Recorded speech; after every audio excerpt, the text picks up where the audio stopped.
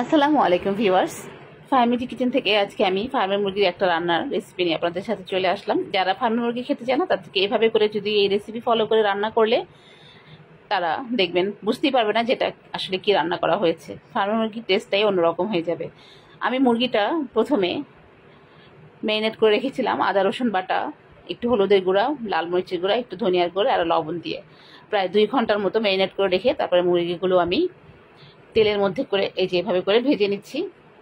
আর অবশ্যই মুরগিটা ছোট ছোট করে কাটতে হবে। এভাবে যদি রান্না করতে হয় তাহলে মুরগির মাংসের ভিতরে মশলা ঠিক মতো মিশবে এবং খেতেও ভালো লাগবে। যারা ফার্ম মুরগি খেতে চায় না তাদেরকে একদম একবার ট্রাই করে দেখতেই পারেন এভাবে রান্না করে, দেখবেন তারা ফার্মের মুরগি সবসময় খেতে চাইবে।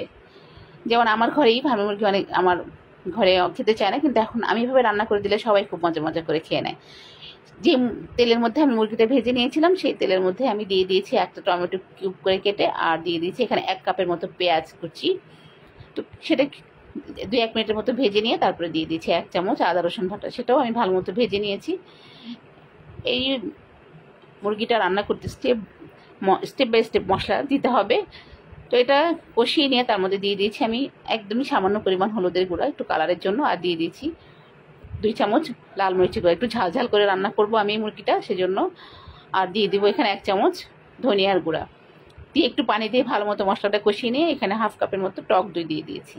এটাও ভালো মতো কষিয়ে নিয়েছি। আমি প্রথমে বলেছি এখানে স্টেপ বাই স্টেপ মশলা দিতে হবে। এরপরে দিয়ে দেবো এখানে সয়া সস 1 টেবিল চামচের মতো সয়া সস এবং 2 টেবিল চামচের মতো টমেটো সস, সেটা দিয়েও মশলাটা ভালো মতো আমি কষিয়ে নিব। এরপরে একটু সামান্য পরিমাণ লবণ দিব। মুরগিটা মাখানোর সময় তো আমি লবণ দিয়ে ভেজেছিলাম, তাই লবণটা দেওয়ার সময় বুঝে দিতে হবে। তারপরে আবার সয়া সস দিয়েছি, সয়া সসেও লবণ থাকে।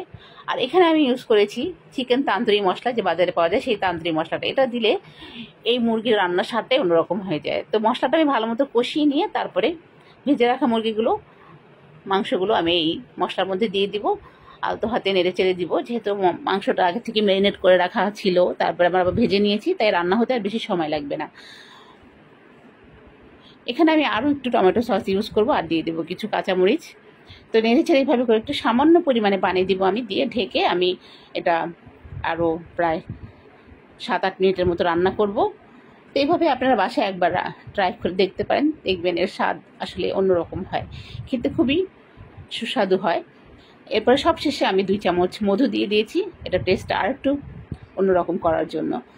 তো আপনাদের যদি আমার ভিডিওটা ভালো লাগে তাহলে আপনারা বাসায় এভাবে একবার ট্রাই করে রান্না করে খেয়ে দেখতে পারেন। আর আমার রান্না যদি আপনাদের ভালো লাগে তাহলে আমার রান্নাটা আপনারা অবশ্যই দেখবেন। আর এতক্ষণ আমার সাথে থাকার জন্য অনেক ধন্যবাদ। আসসালামু আলাইকুম, ভালো থাকবেন।